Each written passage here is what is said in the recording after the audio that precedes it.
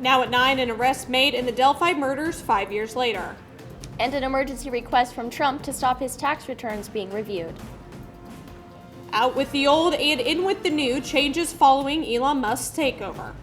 And another precedent could be overturned by the Supreme Court, how colleges across the country could be affected. Eric tracking much warmer weather to open up the month of November. All my full weather forecast. Delaware County's only live television newscast from Ball State University's Unified Media Newsroom. You're watching NewsLink Indiana. Good evening and thanks for being with us. I'm Anna Chalker. And I'm Tegan O'Mara. We begin tonight with new developments out of Delphi. A long-awaited announcement as Indiana State Police arrest and charge a man in connection with the 2017 murders of Abby Williams and Libby German. NewsLink Indiana's Alex Almanza joins us in studio now with more of today's much-anticipated press conference. Well, we learned today that Richard Allen has already made his initial court appearance. He's being held without bond. He's awaiting a March 20th trial date. But what we don't know is why Allen was arrested. We do know what got him charged, what was with 2 counts of murder. I am proud to report to you that today, actually last Friday, was the day. In the small town of Delphi, Indiana, the investigation of a double murder that has gone unsolved for 5 years is finally taking a step in the right direction. An arrest has been made in connection to the Delphi murders of teenagers Abigail Williams and Liberty German. This morning, Indiana State Police Superintendent Doug Carter announcing the arrest of Richard M. Allen of Delphi on 2 counts of murder. No other information was released as the documents are sealed, but police did say his pretrial is set for January 13th, while the actual trial is set for March 20th, 2023. While an arrest has been made, officials say the investigation is far from over.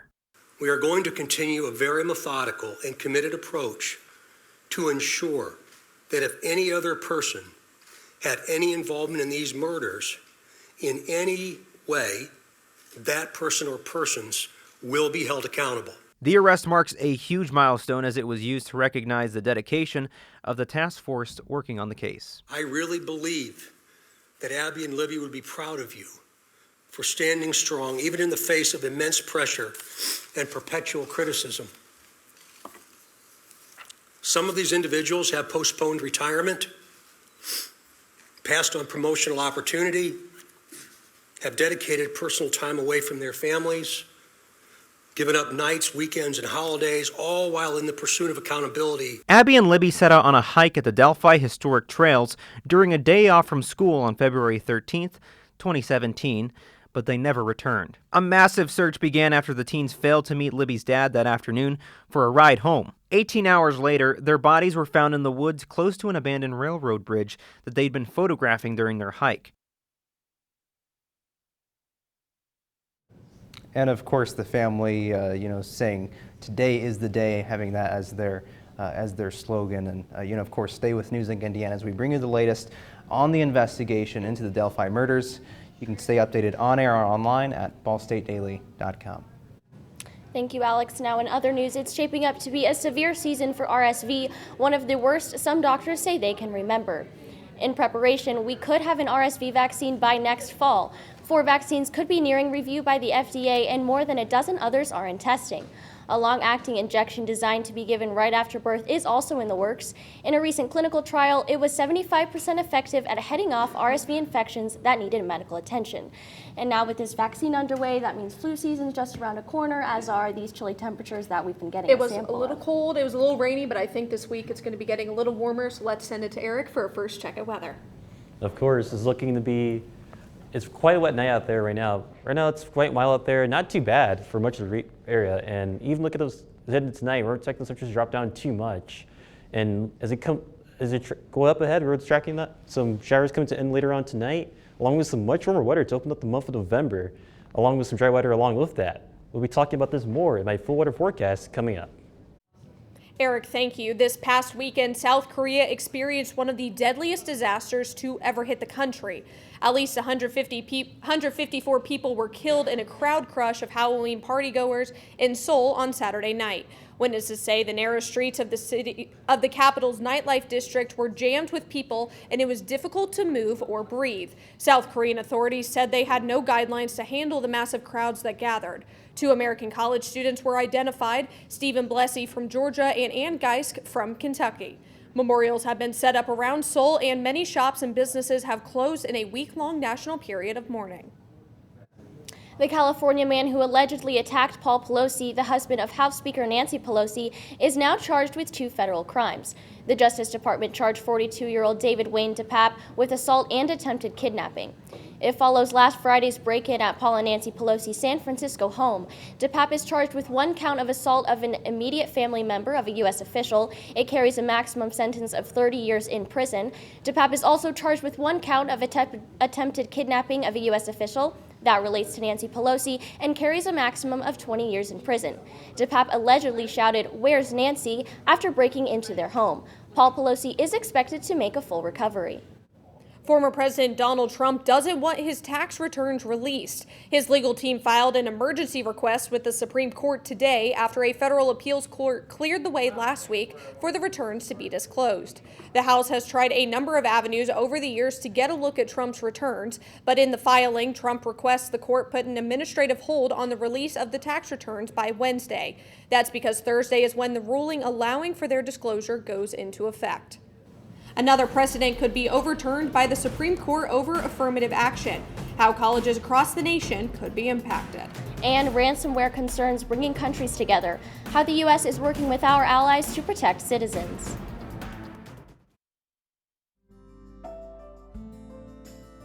Riding the bus is an easy thing to do. Last year, we carried 60,000 riders from the Ball State area. 50,000 of those were students.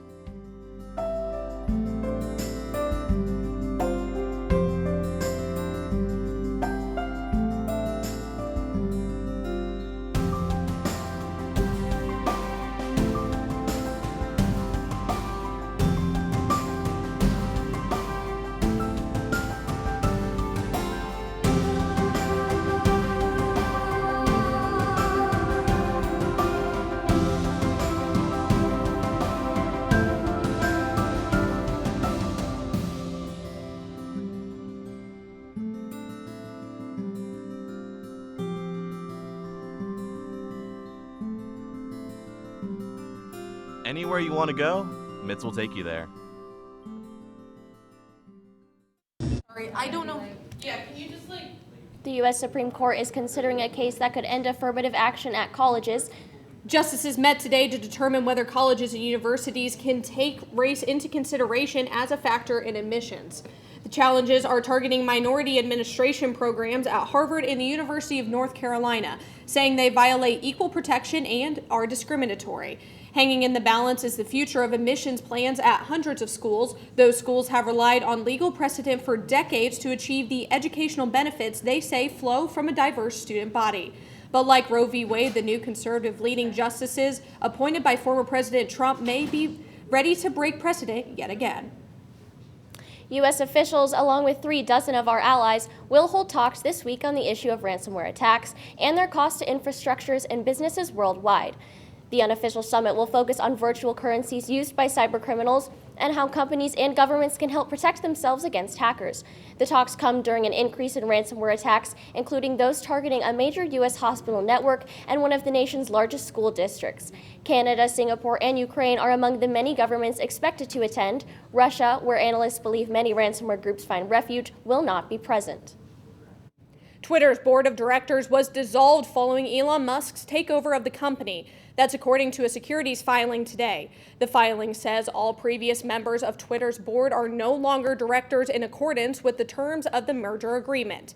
The announcement comes after Musk disclosed his agreement to acquire Twitter on Thursday and quickly terminated at least 4 of its top executives.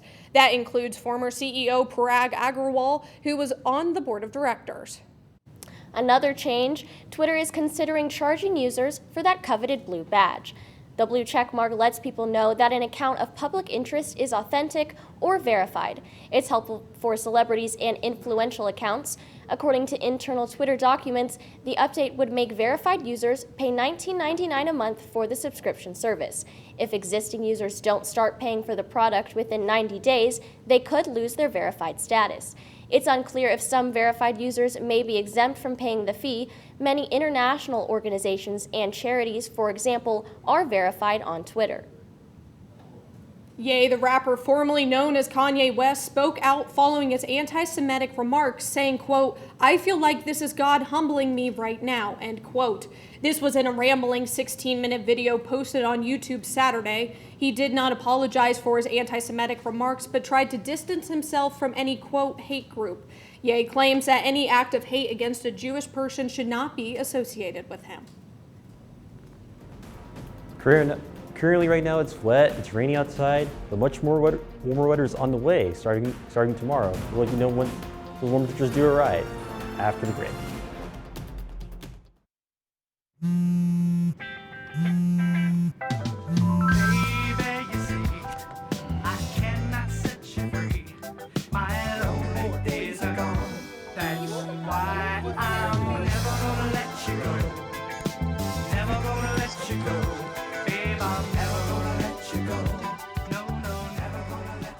Here you go. Thank you. Thank you.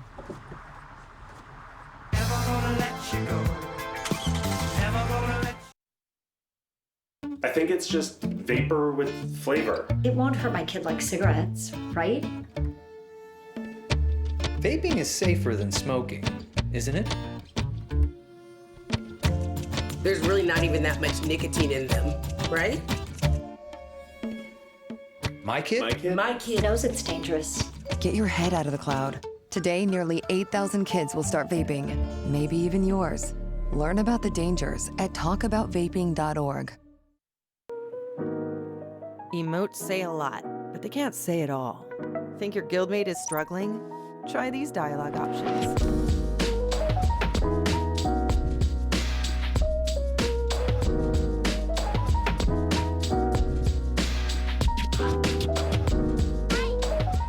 Go beyond emotes.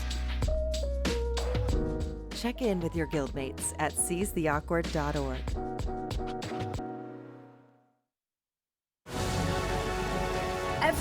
Every day, millions of people are connecting. And even though we're overcoming obstacles, watching each other's backs, and banding together, we should still make an effort. To get to know each other. On a deeper level. Father. Cosplayer. Mentor. Actor. It's time we take a step forward. Come together. And discover how accepting our differences can make us stronger. Welcome back. The National Retail Federation says participation and spending this Halloween is expected to return to pre-pandemic levels, with spending predicted to reach a record $10.6 billion. That's higher than last year's record. According to the National Retail Federation, Halloween spending could reach that record level. The NRF says 69% are planning to celebrate this year. That's up from 65% last year. And now into on-campus Halloween news. Down at the Scramble Light today, one sorority had some spooky treats for sale. Today, Phi Mu held a bake sale in support of the Phi Mu Foundation. It is an organization that funds and unites different Phi Mu members across the nation. The money raised in the bake sale today will give back to other Phi Mu houses by funding everything from emergency aid to scholarships and even leadership programming. Zoe Olesker, member of Phi Mu Foundation's Leadership Council and Phi Mu Philanthropy Chair, explains the importance of the Phi Mu Foundation to her and her sorority. It's really just a great opportunity to give back to members that specifically need it. We have a couple members who receive scholarships from the foundation, so it's special for us to fund the things that help members here in our chapter. And taken to the sky, a NASA observatory captured an image of the sun that looks a little bit like a jack-o'-lantern. It shows what are actually splotches on the sun's surface that are cooler than the surrounding areas.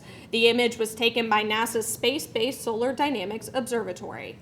While NASA calls it a smiling sun, some Twitter users saw something other than a jack-o'-lantern. Users compared it to the Stay Puft Marshmallow Man from Ghostbusters, a lion, a blobfish, or various snack foods that bear smiley faces.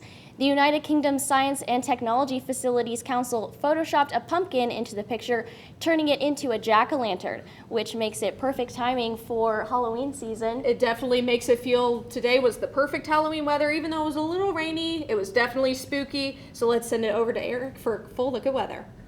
Of course, today was quite the wet day out there, as it was pretty damp, pretty cool, but it was quite a nice Halloween out there. Right now, we're seeing some showers moving through portions of eastern Indiana right now. They're getting ready to get their way out of here, and by later tonight, we're expecting those showers to leave the area. And look at that full view of these showers. This is all associated with this system that's moving through right now. And right now, we're seeing this cold front that's moving through Indiana, and we're expecting this to bring it into those rain showers by later on tonight. And by tomorrow, we're expecting some much nicer weather to return to Indiana. And looking at those temperatures right now, it's quite cool. It's quite mild out there. Temperatures around 59 degrees here in Muncie, 57 degrees here in Indianapolis, and 59 degrees down here in Bloomington. So not too bad out there, despite the clouds that are hanging around right now. And as we do head into tonight, we're expecting those temperatures to drop down to a low of 53 degrees. So not too bad tonight. Some showers will come to end later on tonight, but we're expecting those clouds to linger around through the rest of tonight. And it could be a little windy from time to time. That's winds will be gusting up to 10 to 15 miles per hour at times. Other than that, it's not looking too bad. And as we look towards the day tomorrow, we're looking at a gorgeous start to the first day of November. Although we'll kick off the day with some clouds. Temperatures around 56 degrees to begin your day for Tuesday, but then by the afternoon, temperatures will reach 66 degrees. So not bad of a day for day tomorrow. It'll be temperatures will be above average. Temperatures looking at beautiful day to go out for a walk, for a run, maybe even hammock. It's great weather for that for your day tomorrow. And as you track those rain changes for you, as they leave this day, we're expecting those rain changes to leave by later on tonight. And by tomorrow morning, looking at some overcast skies left over from that system that is moving through. And looking through the rest of the day on Tuesday, looking at a gorgeous rest of your day as those clouds do clear out, leaving for a beautiful afternoon. And even as into Wednesday, we're expecting this pattern to only continue. As again, expecting lots of sunshine, maybe a few clouds from time to time during the day on Wednesday, but other than that, looking like a gorgeous day. And as we do look towards those temperatures, our temperatures only continue to get warmer. Temperatures will go from the low mid-60s up to the 70s by Thursday, and by Saturday, temperatures could be nearing record levels. Temperatures around 75 degrees by Saturday afternoon. So if you didn't take advantage of that warm weather spell we had last time, this is your chance to take advantage of this one, because this could possibly be the last one of the year. So if you haven't taken advantage of that warm weather, then this may be your last chance. So definitely get out and enjoy that nice weather while you can before winter does settle in. And looking further ahead, we're expecting those warmer average temperatures only continue through next week as well, possibly through around November 9th. And this weekend, we're looking at daylight savings come to the end later on this weekend. At 2 a.m. on Sunday morning, we have to turn those clocks back an hour because daylight savings does come to end around that time. So before you go to bed Saturday night, make sure you do turn those clocks back before you do go to sleep on Saturday evening. And as you look towards that 7-day, looking at again, beautiful weather continue through Saturday, lots of sunshine, and by Saturday afternoon, again, reaching a high of 75 degrees, which will be the warmest day in the forecast. And by the time we do get to Sunday, we're expecting our next chance of showers to return as the system does arrive and bring in that chance of rain. And then by Monday of next week, our second temperatures rebound back up to 70 degrees to begin the following week. It's crazy that we're going to be in the 60s and 70s in the beginning of November. It's like normally I feel like we're all getting our winter coats out, and it's just like we can go hammock. It's like, what on earth is going on right now? Yeah, exactly. And I'm definitely excited to jump in those leaves. Also maybe play a little bit of sports outside, which takes us over to Dylan for the latest in sports. Hey, thanks guys. We check up with one Ball State swimmer in his quest for another school record. Plus results from high school football sectionals in Delaware County. All that and more next in sports. Here's your sandwich, miss. Oh, thank you. And your burger. Awesome, thank you. And your bowl of boiling water, sir.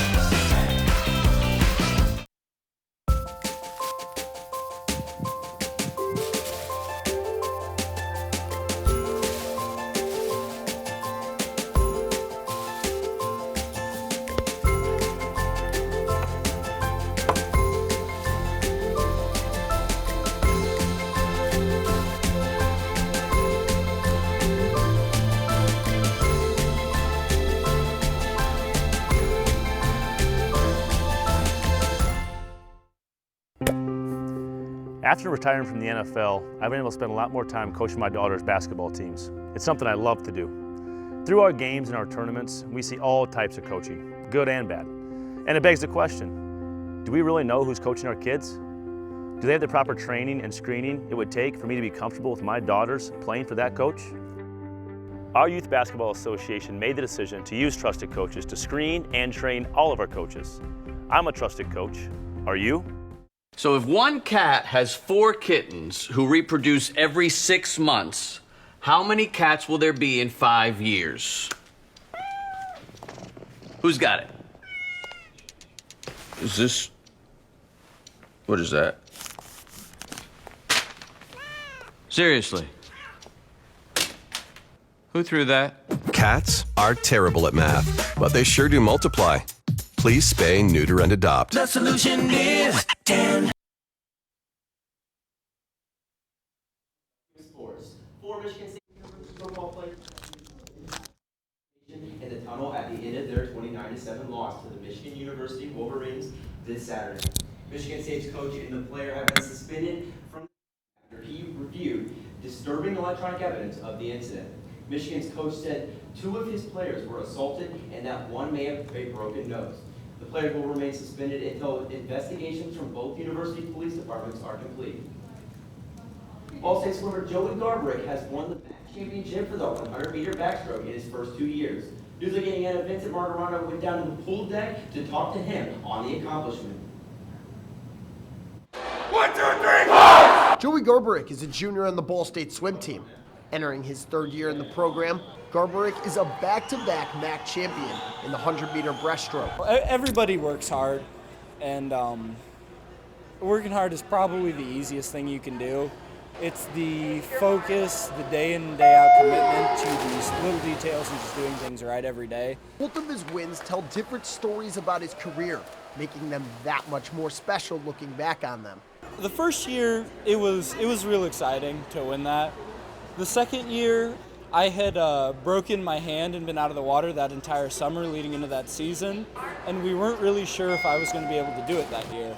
So being able to come back that season, go faster than I went last year, and also win the event was really exciting for me. Head coach Jay Agnew has been there every lap of the way of Garberick's journey and has watched him improve with each motion in the water. I mean, it is special, and it's special for the whole team. Watching these guys rally, you know, at the MAC championship, when you get to see that guy take the W, it's exciting, it's fun, it's what we're trying to do. Even after his 2 MAC championships, multiple individual and event wins, and currently holding several school records, Garberick is setting the bar even higher for his junior season. This year, I'm definitely trying to pick up that 2-breast title and be in the fight for the 50 free. And then on top of that, we're going to try and go to NCAAs this year. After a dominant performance at home, winning the 200-meter breaststroke by 9 seconds, Garberick will jump back into the pool for Ball State's next meet on November 11th at IUPUI. In Muncie, Vincent Mortorano, NewsLink, Indiana. Class 3A for sectional football is alive and well in Delaware County, with Yorktown looking to advance in the sectional semifinals this past Friday. The Tigers come into the matchup versus Garrett with a 7-3 record, picking things up in the first quarter after a Yorktown safety, junior Aiden Ewing, burst into the end zone to give the Tigers an 8-0 lead. Yorktown would keep their foot on the gas in the second quarter with this 5-yard touchdown from junior Jalen Thomas. However, Garrett would not back down with 2 rushing touchdowns from senior Robert Koski. After the second score, Garrett cuts the lead down to 2 with a score of 15-13. But it is Yorktown with rushing attack that continues to punish Garrett, starting with this 48-yard run from junior quarterback Mason Moulton. The Tigers would add on to their lead with another touchdown from Jalen Thomas. And with time ticking down, last chance for the Railroaders, and it is Aiden Ewing yet again, this time with the game-sealing sack, and Yorktown survives with a final score of 22-13. The Tigers will travel to face the Norwell Knights this Friday for the sectional championship. And hey guys, it's awesome to see a local team like Yorktown competing at a high level deep into the sectional run. It is great, and I know it's been about 8 years since they last won a sectional title, so we of course wish them the best of luck, and hopefully they can bring the hardware home. Yeah, I definitely don't know much about football, but sectional sounds like it's a big deal, and great to stay within the community for us. It will be great for them especially. Absolutely. Yes, Dylan, thank you so much. And a spooky tradition in Muncie is just in time for Halloween. How the city is bringing history and plenty of fun together. And NewsLink Indiana's Janice English joins us for your campus coverage next.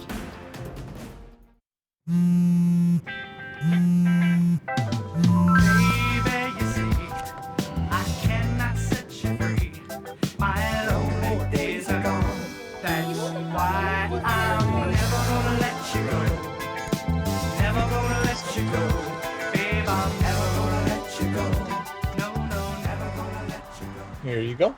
Thank you. Thank you.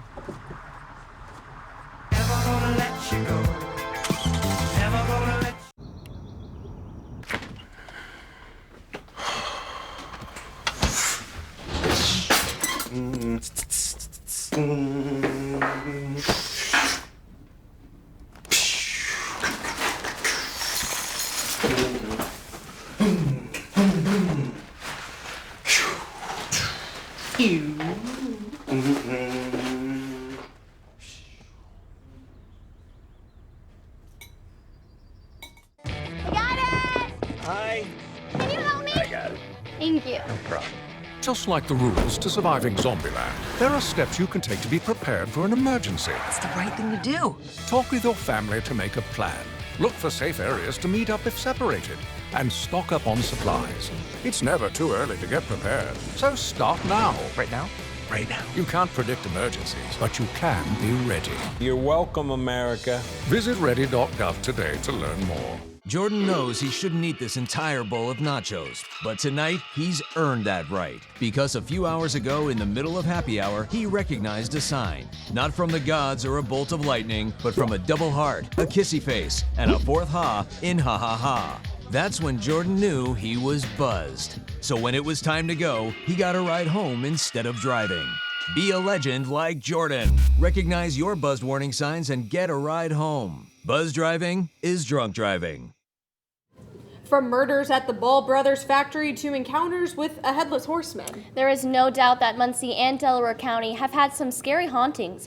To inform you about some of the scary history was a program called Eerie Muncie. Eerie Muncie took place at Ball State's Alumni Center and virtually via Zoom on October 26th from 6 to 7 p.m. It presented historical information about the tales from Muncie and Delaware County's spooky past. The program was open to the public and it was put on by the EB and Bertha C. Ball Center, and it was in collaboration with the Delaware County Historical Society, Muncie Public Library, and the Ball State University Library. Here is what the head of archives and user engagement, Sarah Allison, says about the event. Community members really love to hear some of our dark and weird tales. And so this is our first one in person, actually, that we've done. Most of our community presentations have all been on Zoom. If you missed the event and you are interested, the recordings are archived on YouTube under the Ball State Libraries page. And now we'll send it to NewsLink Indiana's Janice English with campus coverage. Staying on topic with Halloween events, the Asian Student Union Organization hosted a Halloween event today from 6 p.m. to 7 p.m. At this Halloween celebration, they had music, trivia, crafts, candy, and snacks.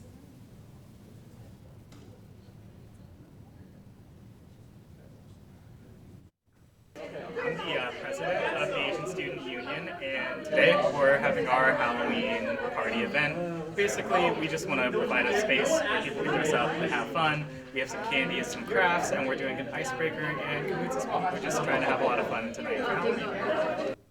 The next event hosted by ASU will be Thanksgiving dinner on November 11th, so make sure you go ahead and check that out. Thanks, Janice. That event sounds like a lot of fun. Now over to Eric for a final look at weather. Looking at the weather forecast, looking at beautiful weather for the next several days. Temperatures reaching the 70s by Thursday and then reaching the peak of 75 degrees by Saturday. Looking gorgeous for his next few days. So definitely, if you haven't taken advantage of that warm weather yet, definitely do in these next 5 days because this will be the last chance you get before that cold weather does settle in.